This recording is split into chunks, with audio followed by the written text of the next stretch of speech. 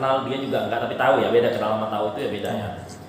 Kenapa gue bisa tahu? Karena memang di entertainment itu kan circle-nya pindah-pindah mas ya, circle-nya dia ke gue nih, circle-nya gue ke sono, ke sini, nah gitu. Jadi mungkin dulu saking kelakuannya kontroversi ya bagi orang-orang di balik layar, jadi sering menceritakan dia dan seliwar-seliwar di kuping saya gitu. Jadi ya nggak sengaja, nggak kepingin tahu juga, jadi tahu gitu.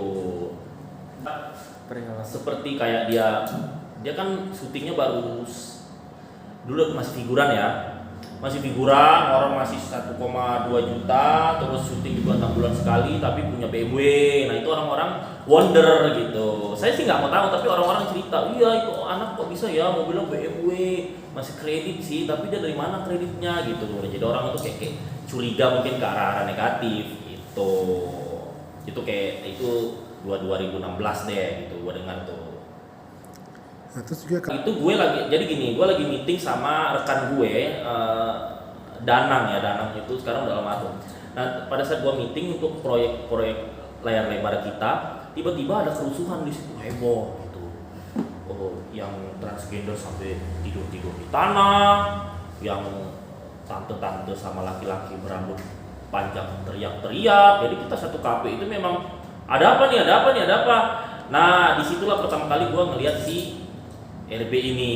Di situ pertama kali gue ngelihat siapa itu. Jadi ternyata 3 orang ini berantem karena memperebutkan si RB ini, karena orang-orang di situ mengakui bahwa RB pacaran sama tiga-tiganya. Tuh. jadi Ngelihat wujudnya di situ. Karena gue di situ. Gue nggak tahu malah di artis di situ. Oh nggak tahu gue. Nah sejak itu pertama kali ketemu, tiba-tiba nanti kalau misalnya ada acara premier gitu, kita kan kalau misalnya ada orang kita lihat, dia ribut, kita kan pasti hafal kan mas ya. Jadi sejak kejadian 2016 itu kalau misalnya ada acara-acara premier film, kan gue sering diundang kan dulu, sering datang dulu kan. Karena gue tergabung di manajemen artis besar pada saat itu, jadi dipaksa untuk datang untuk melihat premier. Nah ya kalau dia ada di acara premier itu, ya pasti dalam hati loh, ini kan yang kemarin jadi rebutan itu kan di kafemu gitu. Cuman ya gue nggak tegur sapa, gue nggak peduli, cuman sekedar gitu doang gitu. Kalau gue memang nggak kenal mereka, rekan gue hanya yang transgender, yang lain gue nggak tahu. Tapi memang yang transgender itu habis berantem itu dia duduk di sebelah gue, dia nangis di pundak gue. Dari situlah gue tahu ceritanya gitu. Cerita apa saat itu? Ceritanya pada saat ya tiga-tiga itu yang memperebutkan, karena tiga-tiga ini ya pacarnya gitu. Jadi mungkin udah putus sama yang ini, sama yang ini, sama yang itu, sama yang ini gitu. Nah gue memang tidak pernah melihat langsung mereka pacaran, tapi kronologis yang diungkapkan ke gue nih, kenapa ada perkelahian di situ?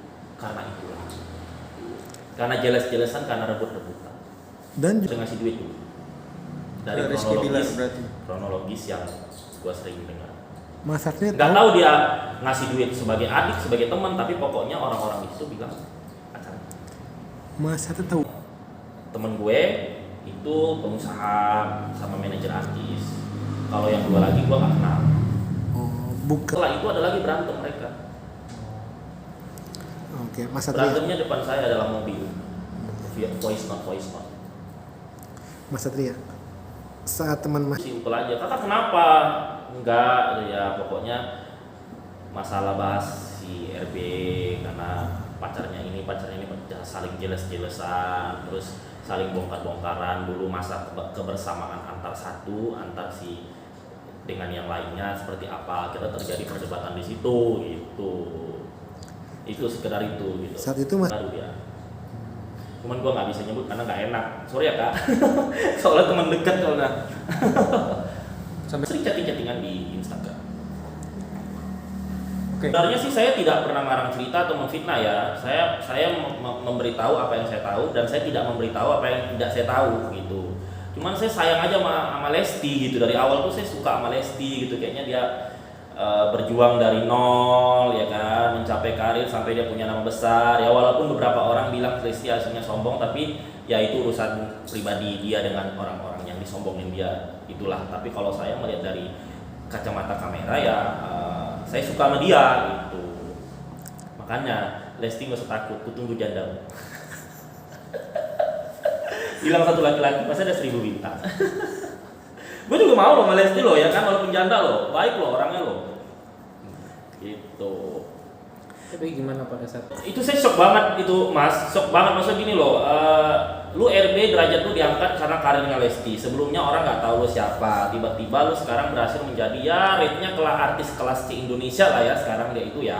Kalau kelas A kelas B belum lah menurut saya. Jadi itu semua gara-gara Lesti. Kalau nggak ada yang tahu lu, endorse terus sama harga lu di TV juga pasti lebih murah daripada yang sekarang gitu. Tiba-tiba lu memperlakukan seorang wanita seperti itu. Lu tahu dong wanita itu melahirkan anak lu, wanita itu ngelahirin lu itu sobek lo 15 jahitan lo gitu. Jadi kalau masih nampar sekali itu masih oke lah. Ini sampai saya baca tuh ngeri banget ya, cekik, seret ke kamar mandi, toilet. Sampai tadi saya baca tuh ada tulang yang bergeser ya. Saya nggak tahu tuh media yang nulis mengada-ada atau benar saya nggak tahu. Nah terus itu tuh lo tega banget gitu, dan lo juga bikin malu gue sesama orang Medan, sesama suku Melayu gitu loh. Itu kan mencoreng, itu dikira orang, oh orang Medan tuh gini ya, orang Melayu tuh gini ya, padahal kan nggak semua gitu. Jadi harusnya lo bisa kontrol emosi ya kan. Atau jangan-jangan lo make apa nih, make celana, make tojo, make ikan asin yang makan. Gue nggak bilang lo make negatif lo ya. Cuman ya aneh aja kan orang sampai setega itu aja sih. Seharusnya kan bisa lebih kontrol emosi gitu.